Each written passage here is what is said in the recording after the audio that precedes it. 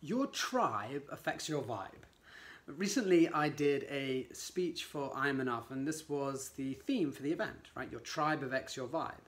And also, your vibe affects your tribe, right? Who are you as a person attracts certain types of people into your life. And today I wanted to do a video diving into this a little bit more and sharing some examples from my life about how it's changed when I've started to change my tribe.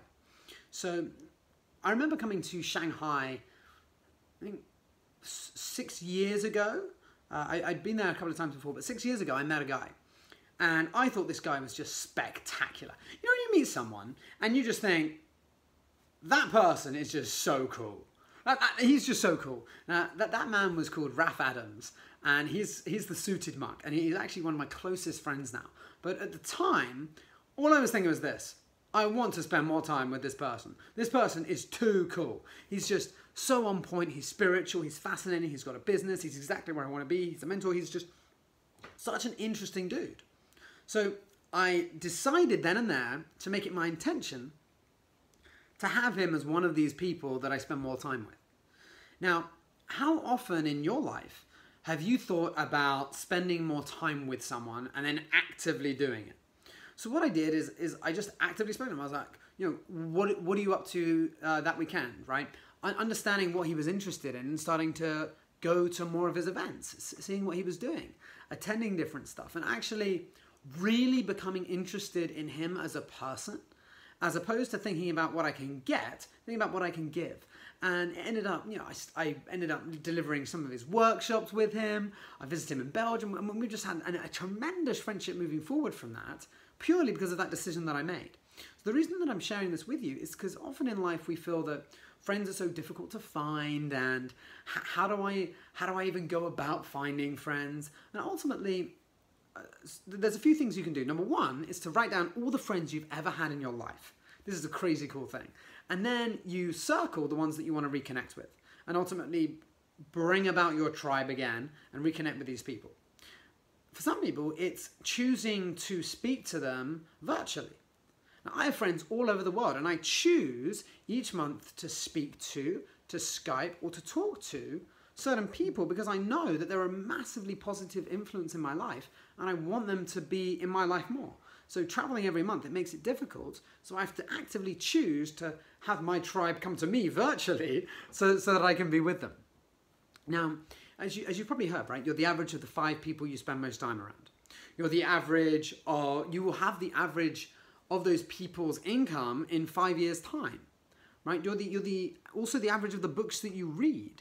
So ultimately, when you think about your tribe, although we're talking about people, I also want you to be very aware of your environment. What do you listen to? What books do you read?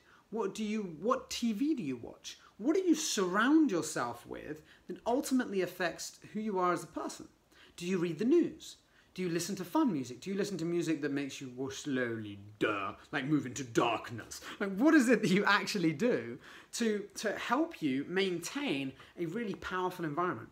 It took me a long time, but now I am my environment. I'm very aware of what's around me. I know the right things to have in the right places, and I consistently have a routine that helps these people be in my life. So something that I want to share with you from my mum, right, is that she once told me, life is like having your own boat, and you can choose who goes on your boat. And sometimes you'll get people that can climb on your boat out of nowhere, and you may not want them there. And ultimately, it's up to you to choose what you want to do with the people on your boat. Because it's your boat. It's your life, right? You choose who's on your boat. Now, there's a lot of people who have people on their boat that are fucking throwing things overboard. Kicking the mast down, causing havoc, making you feel shit. You're getting confused, you're getting overwhelmed. Why are you having these people on your ship? Right? Get these little shits off. Make them walk the plank. Like, seriously, you've got to get rid of these people.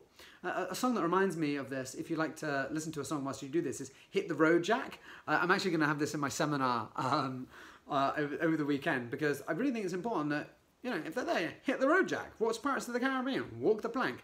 Get rid of people that aren't making you, like, that aren't really allowing you to be who you are and authentically be you without being judged. Because if you're being worried about being judged, you're not showing up as you're showing up with a mask on.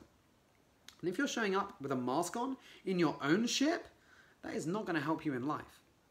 So I challenge you to think about, who do you want on your ship? Who do you need to kick overboard? And how do you make your ship amazing? Because using another analogy, when all your friends around you are with you and you're all growing and you're all positively influencing each other, everyone grows and you all move as a unit. Because imagine if you've got all your ships together, a rising tide raises all boats in it.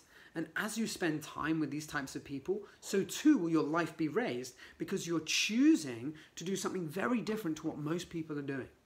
So with that said, I just want to say that I really hope you can create a tribe that makes you feel alive, that makes you feel amazing.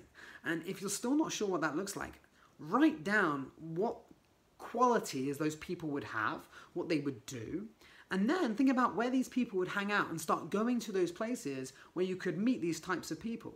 It's one of the best ways that you can meet really, really quality people in your life. An example is that I volunteer at a lot of Tony Robbins events, because I know that the people that volunteer are really cool people. They're really fascinating. Usually they've got their own businesses, they're flying around the world, they're doing different things. And for me, that's been a fantastic way to really build my tribe incredibly quickly. So now I have friends all over the world, they're really close, they're fantastic, they agree with the same principles, and we've got very similar values, and that is a fantastic gift to give to yourself. So with that said, remember, your tribe affects your vibe, you are enough, I am enough, and I really hope you have a wonderful, wonderful day, evening, morning, wherever you are. I'll speak to you guys soon.